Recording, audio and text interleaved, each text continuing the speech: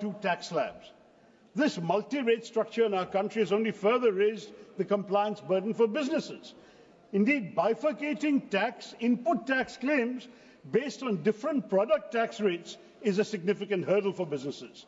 There's supposed to be an advanced ruling mechanism that should help, but I can tell you from the MSE food sector in Kerala, the MSMEs there, that applications are left unheard for months, even years.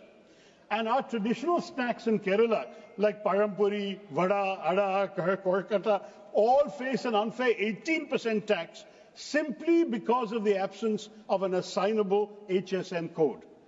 With a shelf life of under 24 hours, these snacks often go unsold and are discarded. But sadly, their input tax claims are denied, leading to mounting losses.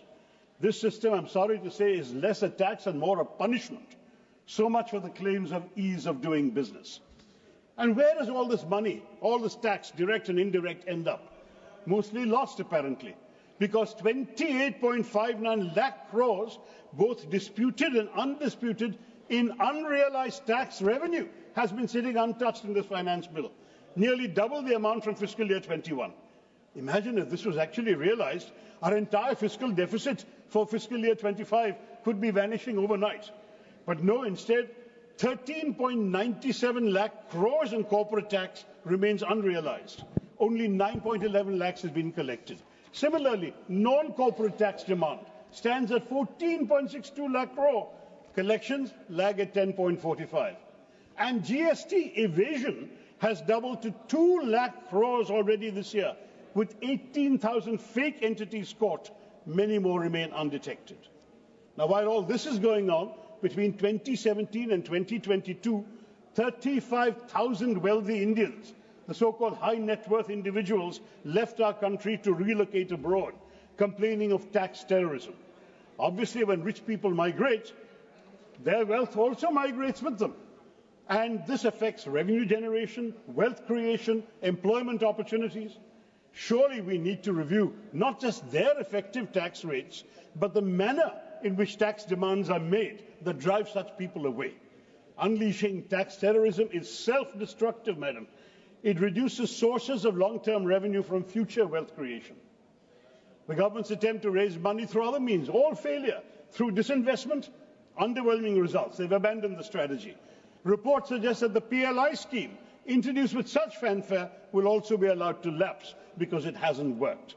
Such is the state of affairs that the government now relies on the Reserve Bank of India's dividend as a major source of revenue. That's neither sustainable nor ideal. And this bill prompts another question, Madam Chairman.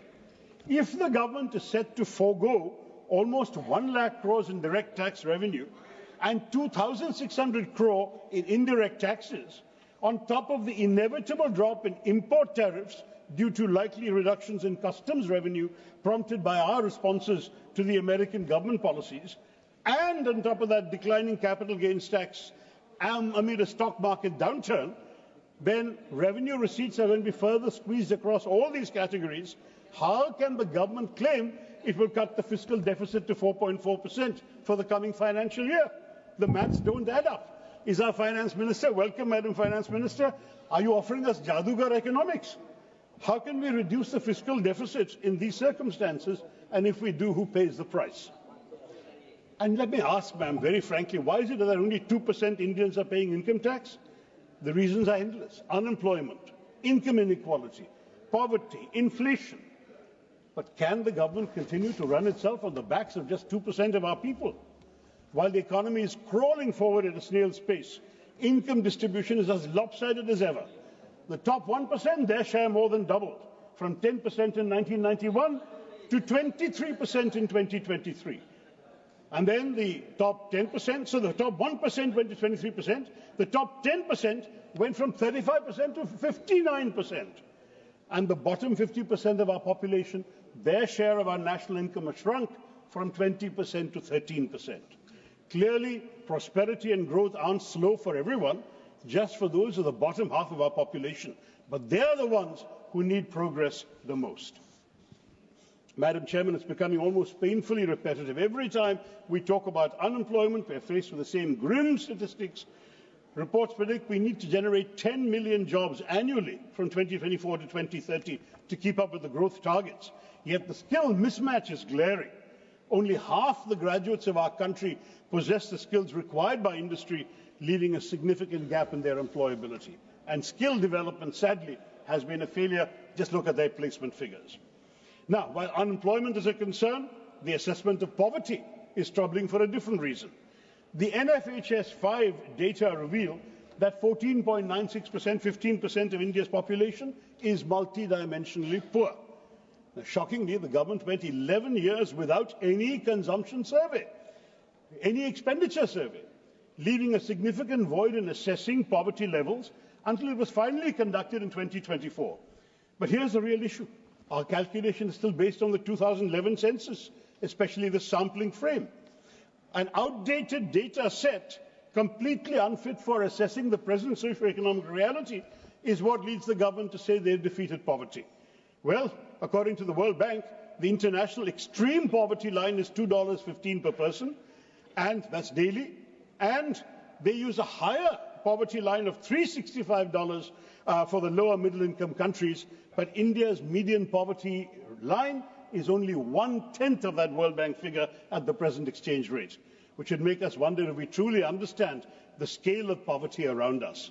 It's high time we acknowledge that the true extent of our poverty is very grave, and we must have more accurate assessments to ensure that our efforts at poverty alleviation really work and have a lasting impact on the millions who continue to struggle in silence. The hopes of economic growth and prosperity, Madam Chairman, seem to be slipping further away as unemployment rises, poverty deepens, jobs are scarce, wages are stagnant, and just when struggling households think they might catch a break, instead of easing the burden, small businesses find themselves drowning in compliance rules. Informal workers are still making up a chunk of the workforce, and they're pushed further to the margins.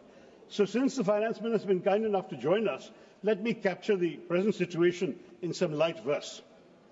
Tax our petrol, tax our shirt, tax our footwear, tax our dirt.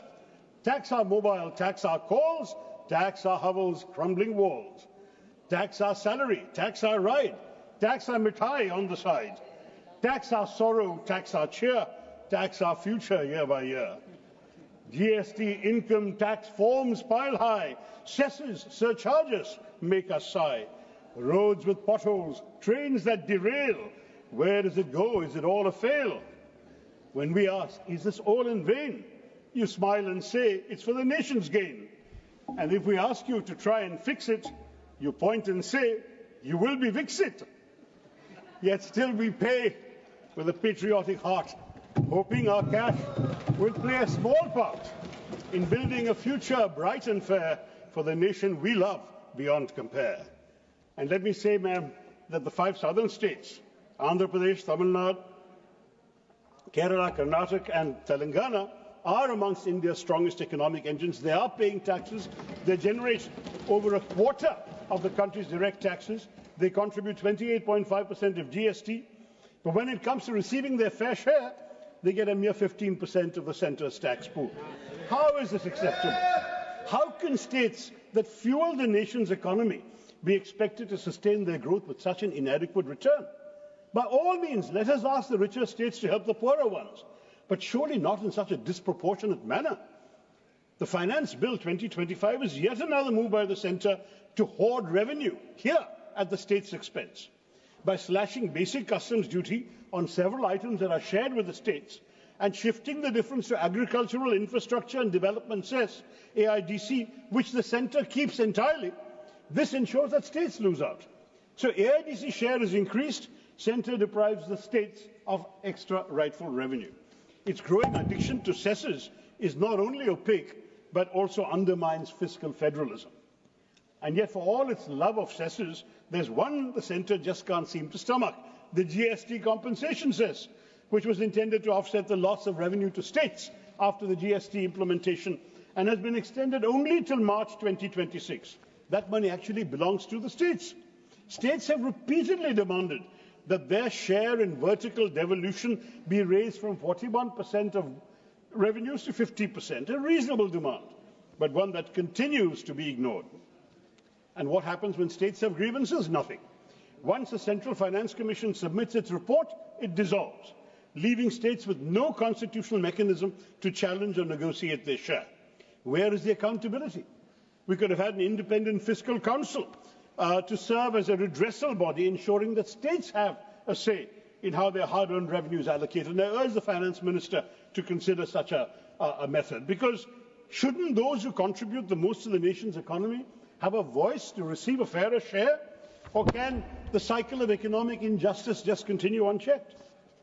Let me turn, Madam Chair, to my own state, because Kerala's share of tax out of the divisible pool seems to be on a permanent downward slide, from 3.8% under the 10th Finance Commission, 1980 to 85, to 3% in 2000 to 2005, and now under the 15th Finance Commission is down to a mere 1.9%. 18,000 crores lost since the last one.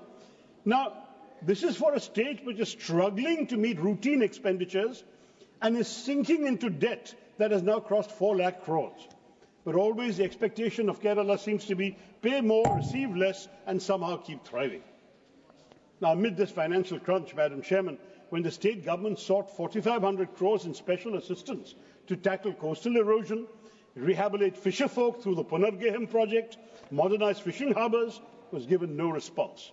Lakhs of poor fishermen are left struggling under a trifecta of crises: low prices for their catch, depleted fish stocks due to overfishing, the removal of kerosene subsidies by this government for their boat engines, and yet no relief package has been announced. Even Kerala's 1,000 crore rupee request to address human-wildlife conflict was ignored. Part of a larger pattern of neglect evident in the plight of the people who are victims of wildlife attacks, fishermen left adrift, ASHA workers still deemed volunteers despite their critical role, and key projects left unfunded. While the centre has earmarked 25 lakh crore for the states, Kerala receives less than 40,000 crore, a drop in the ocean. The state also failed to secure a 24,000 crore economic package for financial stabilisation and the much-needed aid for the Vilnius port project in the current budget. All we have got, and that too after the intervention of the Honourable Governor, is a loan of 5,900 crores and no grant. Apparently, when it comes to equitable financial support, Madam Chairman, some states are more equal than others. Now, the centre's masterclass in delay tactics continues. Wayanad's landslide victims are still waiting for aid that never seems to arrive.